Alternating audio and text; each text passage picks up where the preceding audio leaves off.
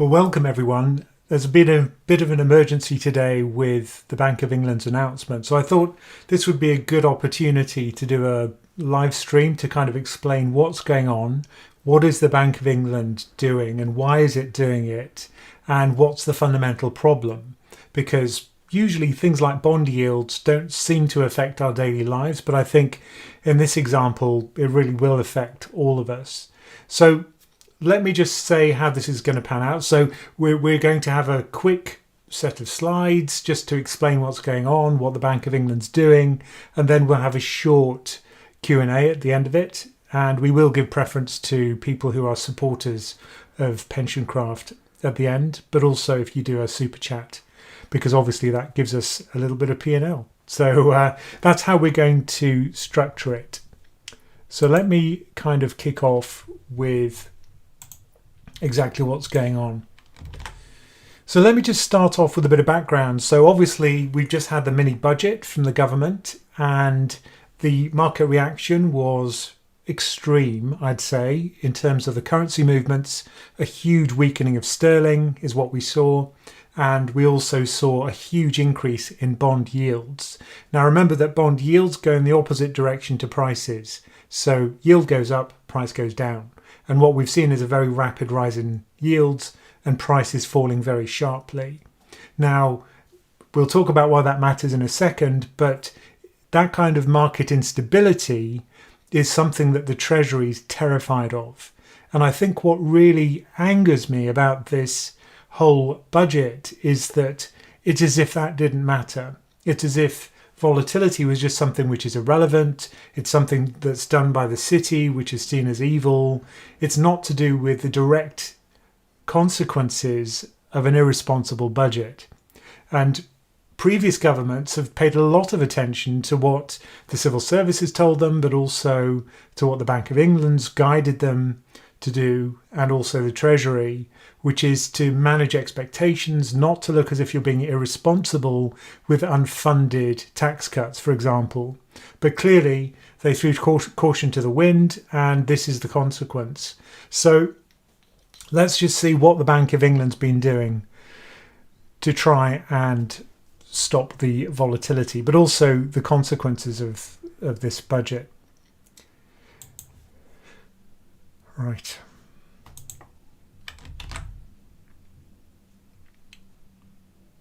So hopefully you can see this. So let's start off with what the Bank of England said. And I'm going to minimize myself and put myself in the bottom right here. So here was a tweet that went out today from the Bank of England. And what they say sounds pretty uninspiring. They say that the bank has this morning announced a gilt market operation. Full details can be found here, and then it's got a link to the actual document itself and the statement which we're about to go through.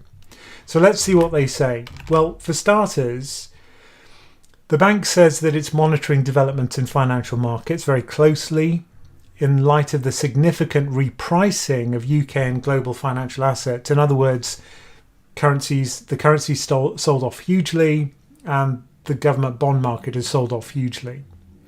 The repricing has become significant in the past day, and it's particularly affecting long-dated UK government debt.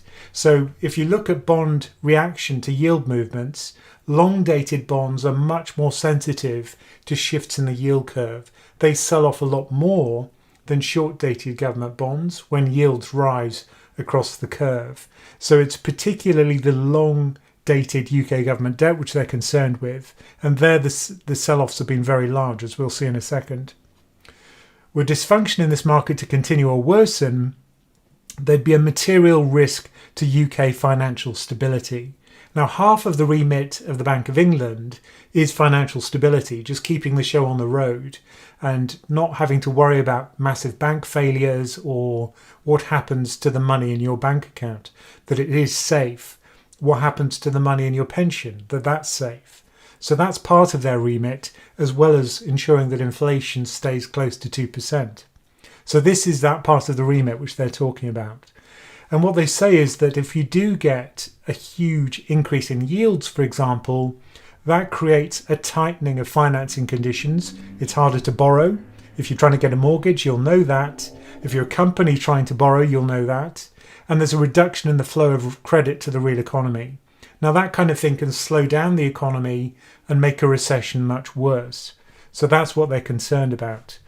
Now, of course, we are going through a period of quantitative tightening when they're trying to shrink their balance sheet, raise interest rates to slow inflation. But if they go too quickly, then they'll choke off any growth and make a potentially quite deep recession. And clearly what they're saying here is that there's currently a handbrake on the UK economy from what's happening with the bond market, and it could cause huge instability. So in line with the financial stability objective, what they're going to do is stand ready to restore market functioning and reduce any risks from contagion to credit conditions for UK households and businesses. So when you hear the words credit contagion, that should be ringing alarm bells.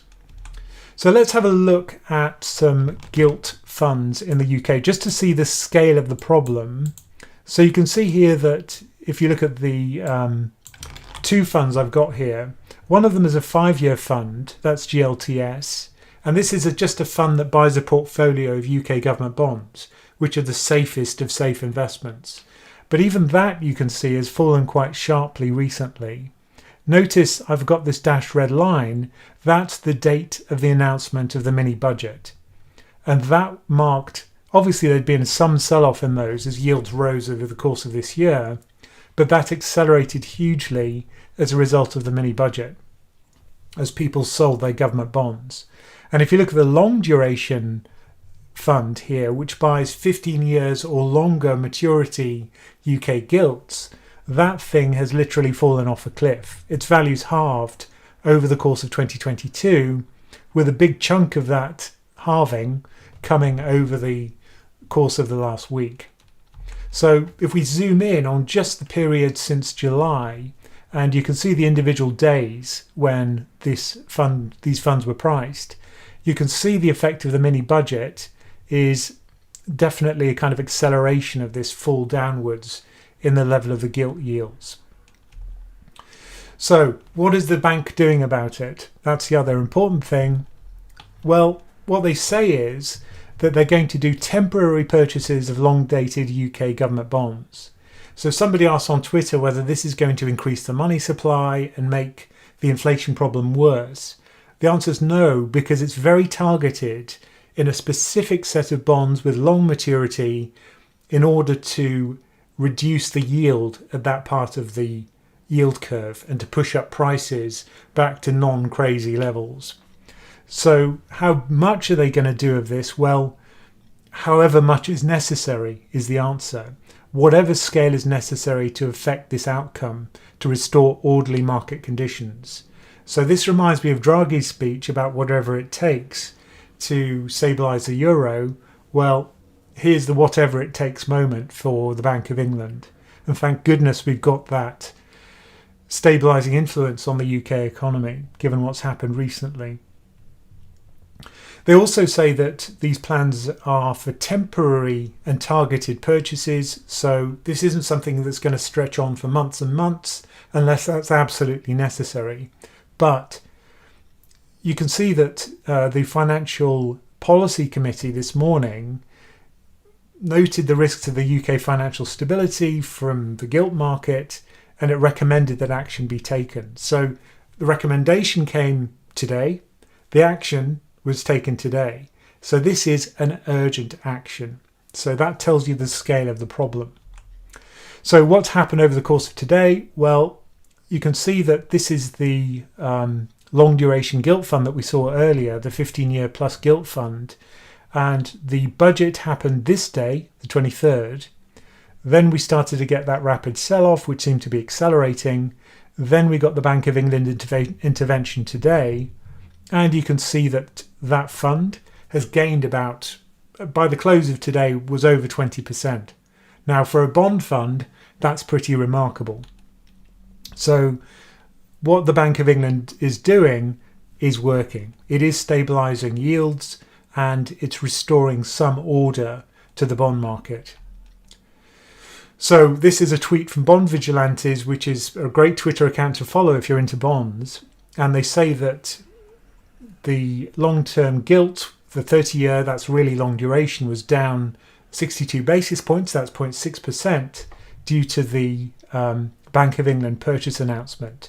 That was what they said at 11:30, and then later in the day, 83 bips, 107 bips. So as the yields fall, remember, the price is recovering. So this is a sign of the recovery in the bond market for long-dated gilts. So this is the kind of reassuring set of tweets from bond vigilantes. So you're probably thinking, who cares about the bond market? It doesn't really affect me. Well, actually, yes, it does. So let me just show you, if you have a pension, how it works. So let's imagine we've been given 100 million to manage. If we're the pension fund manager, we know roughly when people are going to retire because we know how old they are today. We know roughly their retirement date. We know how much they've got in their pot. So we know what they're going to require in terms of cash flows in the future. So these are our liabilities. These are the known payments we're going to have to make next year, the year after that, the year after that, all the way out to the lifespan of our pension members. So let's say that goes out to 2063. In fact, it goes out much further. So that's the shape of our liabilities. So how are we going to invest 100 million to match those liabilities? Well, what we could do is just buy a gilt in the right amount such that it matches the liability for each year. So we'd buy an amount of gilts which matches the 2023 payout. We'd buy another batch of gilts which match the 2024 payout. And our huge gilt portfolio would essentially match each of these liabilities. So we'd have the right amount to pay us the right amount on each of these years in the future. So our assets, the bonds that we buy, would match our liabilities. So we'd have this much 1-year gilt to match our liability, this much 2-year gilt to match our liability, all the way out to 41-year gilts. And as I say, it would actually go out further. With the hump, where most of the liabilities would occur, would usually be around 13 years, 15 years, something like that. But it would have a long tail which goes way out into the future. So this is the way that pension funds used to be run. They'd buy really boring assets, UK gilts. The assets would match the liabilities, and that's essentially it, right? That's their job done. However, gilts are kind of boring. They don't give you a very high return. The upside is limited. That's why we call it fixed income. You give the government £100, the price wiggles around for a bit, and then at the maturity date of the bond, you get your £100 back. So that's called pull to par. You don't get a lot of income en route. You just get the coupons and you get your money back. Maybe that's 2%, 3% per year over the life of the bond. So is there a way that you could somehow get a little bit of extra return? Well, yes, there is. What you can do is something called liability-driven investment. Now, this is a kind of graph which shows you the amount of mandate which pension fund managers have used liability-driven investment for over the course of the last decade or so. And you can see that it starts off at around 400 billion. Well, now it's reached roughly 1.3 trillion. So that's how much money is being managed using this new technique called LDI. Well, it's not very new. It's been around for a long time. So the way this works is it's primarily used by pension fund clients. So this is pension funds, and particularly defined benefit pension funds, which make up a subset of the pensions in the UK, where the pension fund takes the risk that it won't match your liabilities in future. If they have a shortfall, they have to make it up. So these are the people who are really desperate to meet those liabilities exactly or exceed them. Now, there are actual regulatory changes around the fact that the way the DB funds are run, which ensured that LDI was very well suited to how the pensions are run. As we'll see in a moment, it's a way of essentially increasing the return on the fund. So Let's imagine again that we've got 100 million to invest. Now, the old way of doing it was to do a simple gilt portfolio where the maturity dates would fall on our liability dates and match exactly.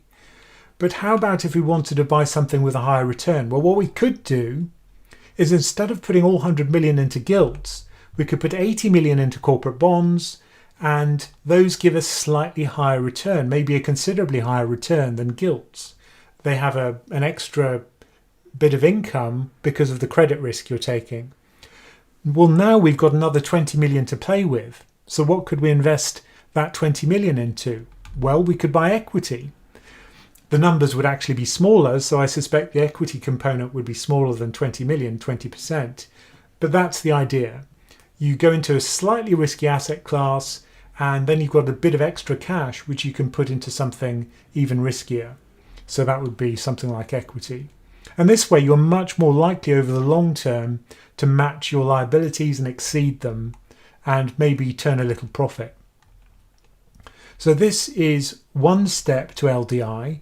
For full LDI, it's even more complicated. So what you do is you buy higher returning investments. So it could be corporate bonds like we saw, could be equity, could be property, could be private equity. But in order to match your liabilities, to make the duration work, then what you buy are these derivatives called interest rate swaps.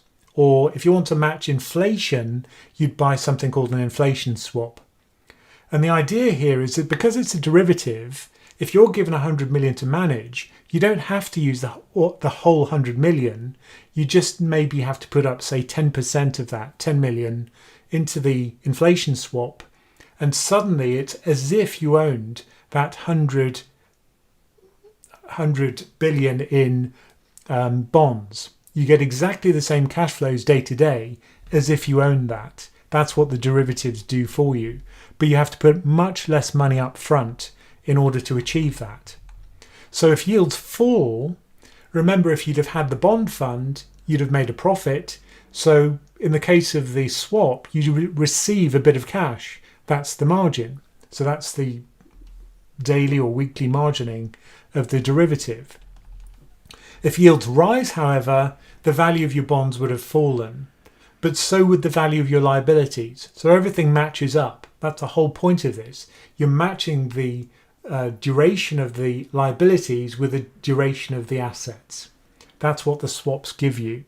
So if yields rise, you have to pay margin. If yields fall, you receive margin, as if you had a big bond portfolio. So you have to have certain amounts of collateral on hand, because if yields rise a lot, then you're going to have to pay out a lot of margin. So what people usually do is they stress test it, and they say, well, we'll set aside a certain amount of cash in case we get these margin calls, and that way we've got a kind of safety buffer, a collateral buffer, where even if yields rise a lot, we'll have enough cash to pay the margin. So if yields rise a little bit, it's actually a good thing, because the value of your liabilities, the payments you have to make in future, fall because their present value is smaller. You will have to pay a bit of margin, but you've got a collateral account, so that's not a problem, as long as yields rise a little bit. But what's happened since the mini budget is that yields have risen not just a lot, but more than they've ever risen before over the course of a few days. So if that happens, the liabilities fall a lot, which is good.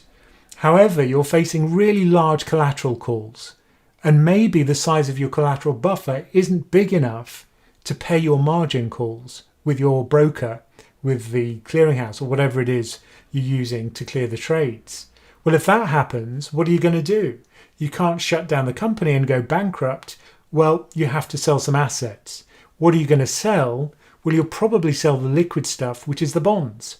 So this has actually created a kind of negative spiral where the value of the bonds has fallen in price terms, the yields have gone up, you've had to pay this margin, and then you'll sell the stuff which is most liquid, which is probably going to be some gilts. You probably still have some gilts as well as having the swap overlay. So this is where the instabilities come from. It's the question of whether these LDI pension funds can remain solvent if yields are rising as they have been over the course of the last week or so. And it's a direct result of the incompetence and unwillingness to listen to advice, and maybe a lack of financial education of the government that's caused this problem. Historically, this has been avoided, not so in this case. So there's a beautiful article which was actually talking about this and predicting it might happen by Toby Nangle in July of this year. So he says that if the accompanying rise in yields are large and the collateral calls for schemes engaging in leveraged LDI derivative trade, those collateral calls are going to be big. So how big are they going to be?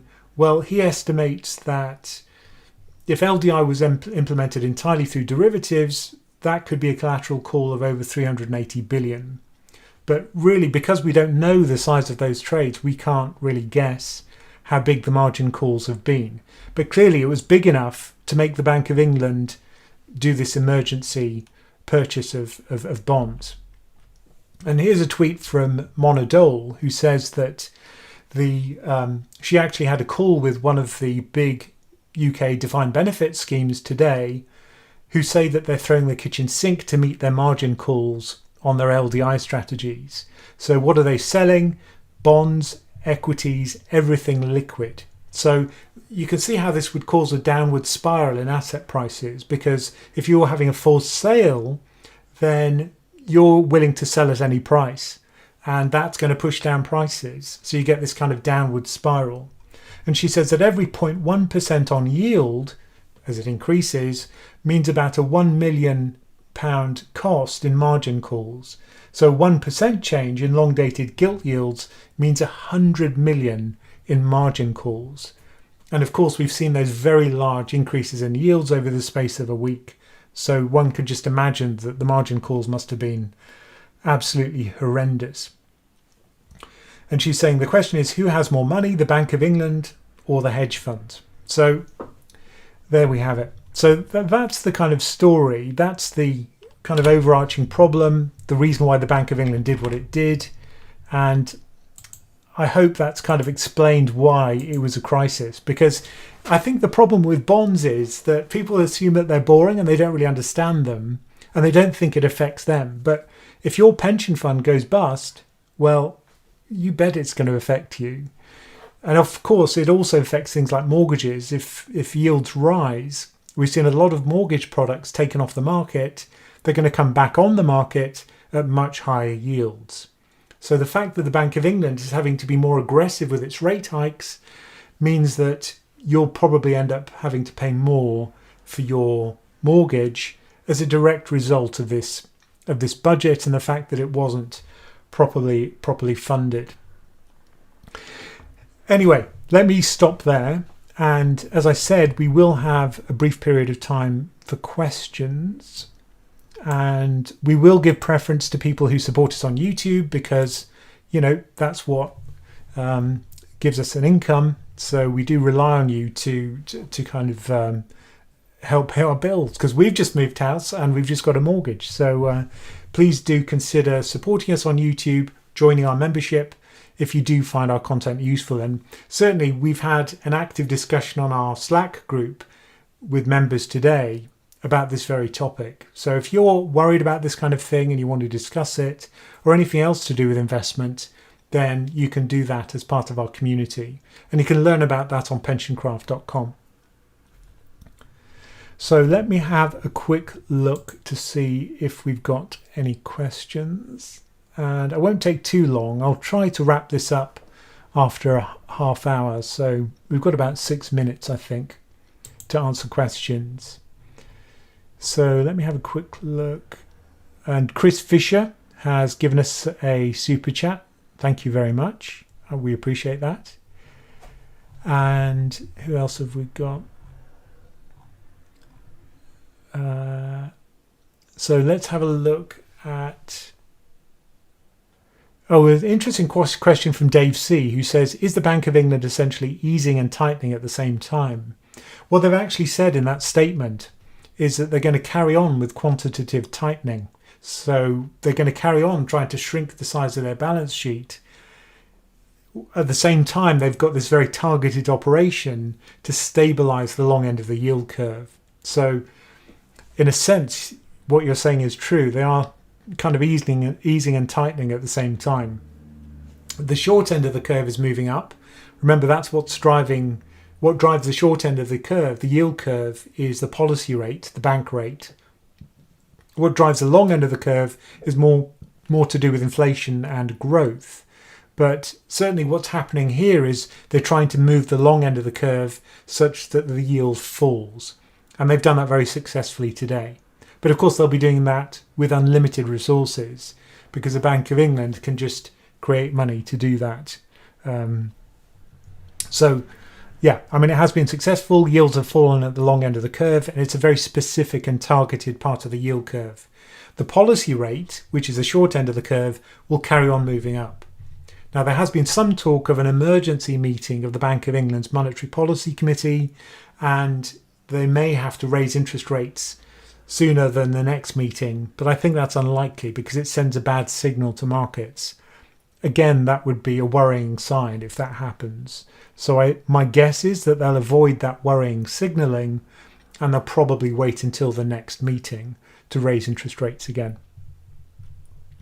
So yeah, in a sense, they are easing and tightening at the same time, but for different parts of the curve. Matt Freeman says, are you regretting top ticking the UK housing market? 30% drop from here, you'd think, with rates higher for longer.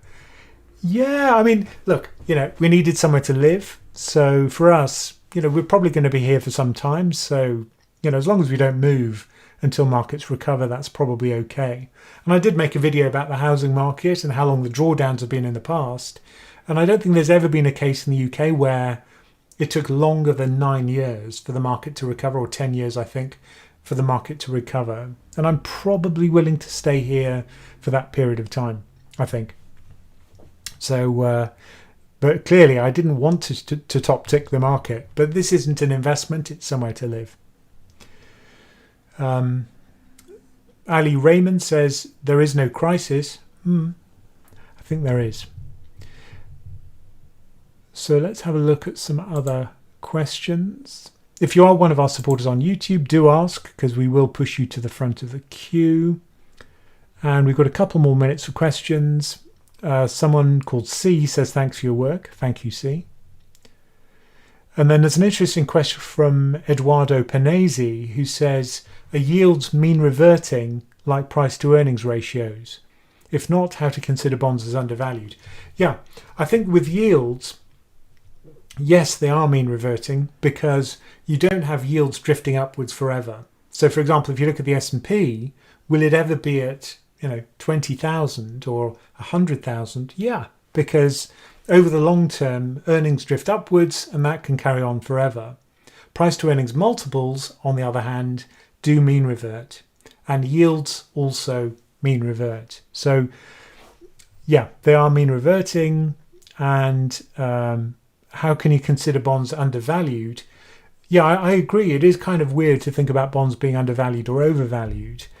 There are certain fundamental models you can use. So, for example, for the long end of the curve, for members, there's a member video I did recently, this week in fact, which was talking about how low can bonds go, where we looked at the nominal GDP rate and used that to forecast what the yield, the fair yield, should be at the long end of the curve. And actually the fit is pretty good. It's not great, but it's pretty good. The two are closely related to each other. And for the US, for example, it showed that either growth was reported as being too high, of course it comes with a delay, or yields were simply too low. So yeah, really depends on which of those is the case. But you can do a fair value model for yield. And that's what we did for members this week. So if you're a member, you'll get access to that video. Somebody saying, Matthew Mills is saying, we can't even buy the US dip because the pound is so low. Yeah, I mean, this is the problem right now. And a big part of the discussions on our Slack channel is about buying US equity. Because now that the pound is so weak, it's making US equity look much more expensive. So that is a problem for UK investors. Also, if we go through this crisis and come out the other side in reasonable shape, then sterling should appreciate a lot.